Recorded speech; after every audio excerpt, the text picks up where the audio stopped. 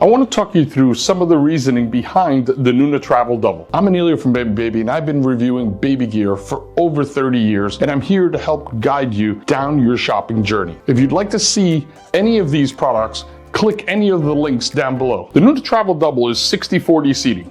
What does that actually mean? It means the left side of the stroller is a little larger than the right side. The left side will take a car seat.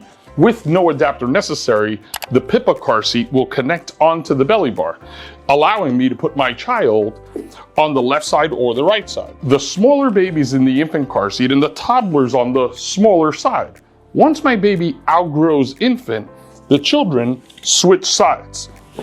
So I end up giving more room to the larger toddler and less room for the smaller one. Because of the ratcheting seats, every time you fold the stroller, the seats sit back up. So you never have this wild tip over scenario that you might have on other strollers. Slide the trigger, squeeze it, it comes straight down, nice and compact, easy to pick up. A trick to open it is rest your hand on the front belly bar and pull your handle straight up in the air. Once you sit it back up, the seats are in full upright.